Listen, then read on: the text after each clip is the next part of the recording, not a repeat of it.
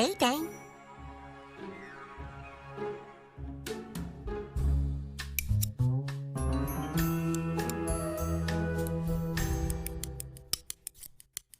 Hello, Beth. Shit! Oh, sorry, Beth. I did not know Satan was sleeping. Yeah, that's all he ever does anymore. Poor Beth. If you're going to jack off, shall I fetch your rag? Hey, I wasn't jacking off. Sure thing, Beth. I'll go get your rag.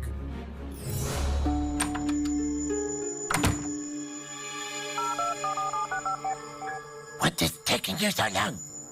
I'm very close to finding the secret of the numbers. I've narrowed it down to one little boy who seems more possessed than the others. Then deal with him and keep it quiet. Nobody can know that we are working together. When I become president, I will give you full access to everyone's data. I've already spoken with the mother, and I'm on my way now to face the child. That was a clip from the latest South Park, which has effectively dedicated this entire season to filleting Trump and his administration. And I understand that this might seem insignificant, and in a normal world, a cartoon criticizing the government would be insignificant, but this isn't a normal world. This is a world where the president and this White House have fallen over themselves to make sure that not a single word of dissent is uttered against them. And the sad reality is that, in large part, it does seem to be working. We have watched as cowards across every facet of society, from law firms to universities to tech CEOs to media companies, have all capitulated to the desperate demands of this administration, which only further underscore the need for those who are willing to take the risk of speaking out. I've said this before, and I'll say it again. When a company like ABC News or CBS or Paramount or Disney bends the knee to Trump, they're not just helping themselves in that moment, they are making the national environment that much more difficult for everyone else. They are emboldening Donald Trump to think, hey, look how easy it was to get them to roll over for me. I'll bet it'll be just as easy the next time, and the next time, and the next time, and the next. And frankly, he's been right. Owed entirely to the weakness and the fecklessness of these institutions that would rather capitulate to a tyrant than stand up for themselves and their constitutional rights. And frankly, most of it has to do with money. Disney cowed to illegal pressure by Trump's FCC to censor a comedian who made fun of Dear Leader. Why? Well, Nexstar Media Group is the largest provider of local news in the country and operates ABC affiliate stations in dozens of markets across the United States. Nexstar was seeking FCC approval for a $6.2 billion merger with a company called Tegna. At the same time, you've got the federal government demanding a ransom for everything and making it perfectly clear where they stand on these late-night hosts who dare criticize Donald Trump. Trump himself literally posted onto Truth Social, "I absolutely love that Colbert got fired. His talent was even less than his ratings. I hear Jimmy Kimmel is next." Is that clear enough for everybody? And guess what? That is exactly what happened. And because these companies like Nexstar and ABC and CBS and Paramount and Washington Post and Meta are also over-leveraged and desperate to grab even more cash, more influence, more power, they continue to capitulate to Donald Trump at every turn. And the cost of that is that we all are now less safe because we all now live in a country where the president feels emboldened to commit more of these acts with impunity. ABC's decision, for example, to pull Kimmel's show off the air didn't just hurt Kimmel, it gave Trump carte blanche to feel that his autocratic behavior is somehow acceptable. That hurts all of us.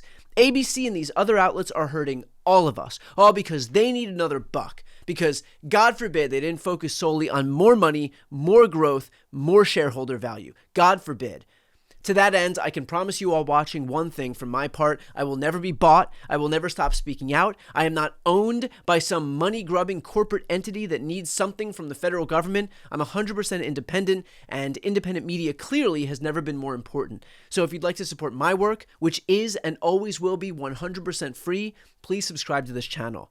And I hope that the rest of the media outlets and corporations and law firms and universities understand that by capitulating to Trump, you are not placating him, you're not satisfying him, you are not buying him off, you are just showing him that you're weak. You're showing him that you can be extorted. You're showing him that if and when he wants to do this again, and he will want to do this again, that he'll be able to do it without a problem. And I can assure you, he won't stop with Kimmel, just like he didn't stop with Colbert, like he didn't stop with ABC News and CBS and the New York Times and 60 Minutes. All of these cowardly media conglomerates are not understanding that you do not buy Trump off, you buy yourself a little bit of time. That's it. And eventually, he comes back because he knows that you are weak and you stand for nothing. And the only thing more pathetic than bowing down to this thin-skinned autocrat is your collective inability to recognize that he will never be satisfied. So my advice to every other American institution that may at any point find itself in Trump's way, wake the fuck up, recognize the moment we're in, and for fuck's sake, stand for something. Stand for anything that isn't money. Now, we all have a few jobs here. A, support the South Parks of the world, because laughing at these fascist motherfuckers pierces the illusion that they're all-powerful and beyond reproach. To Trump's dismay, we still live in a free country, we still have the First Amendment, and we will never stop criticizing these small-dicked, thin-skinned autocrats who are trying to end our democracy. B, do not turn away. Republicans want you to feel that their takeover is a done deal. It is not. They are not immune to pressure. They are not unaccountable. The reason they try so hard to suppress our voices is because they know precisely how powerful they are. So do not forget to use them. Remember, they derive their power from the optics that they have total control. So don't give them the pleasure of thinking that they have it. And C, join me and millions of Americans this weekend, October 18th, Saturday, at the No Kings Day protest. Because while corporate America may be too cowardly to stand up for any of their own purported values, while corporate America may be focused solely on placating the powers that be so that their bottom line is protected, while corporate America will exacerbate the demise of our democracy if it means they can make even one more buck, what this administration can't buy off is regular people. And what they can't ignore are millions upon millions of us taking to the streets. That is why they're so afraid of this protest, because they have no power to control it, to quell us into submission. Whether it's simple acts of defiance like watching a cartoon criticizing the government or everyday people marching in the streets, these are the acts that make this country what it is. These are the acts that make this country great. And we all have the power to do something, as Mark Elias explains to me here. And there is still a right to peaceful protest and to seek redress of our grievances with our government and officials and to use our voice to speak out. And so, I know that is cold comfort to a lot of people, and it is very scary to many, many people. But, courage doesn't come from not being afraid. It comes from overcoming that fear. And right now, we all need to have a little courage. We all need to be willing to stand up and to speak out.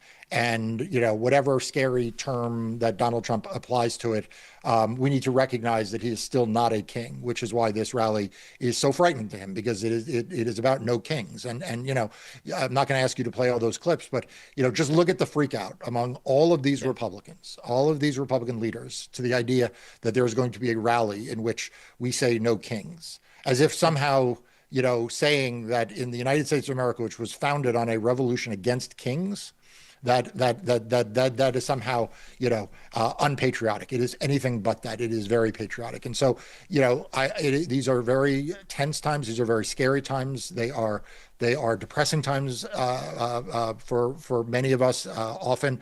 But every day I ask myself, okay, with all of that true, what am I going to do today? What am I going to do to stand up and fight for democracy? And some days it means I go to court. Some days it means I record a video with you, Brian. Some days I record other things. I write for Democracy Docket.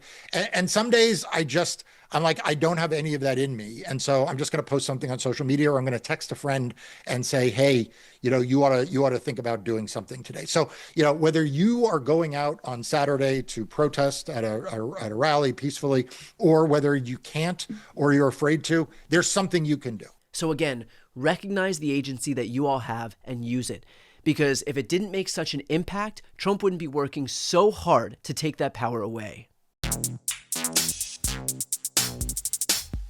Before you go, if you enjoyed this content and you want to see more and support independent media, please subscribe to this channel. The subscribe button will be right here on the screen.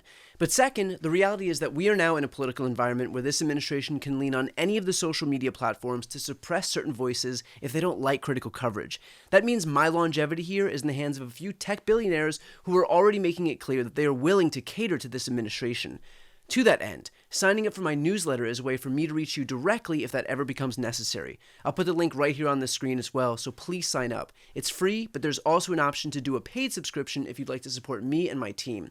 I really appreciate it. Thanks so much for watching.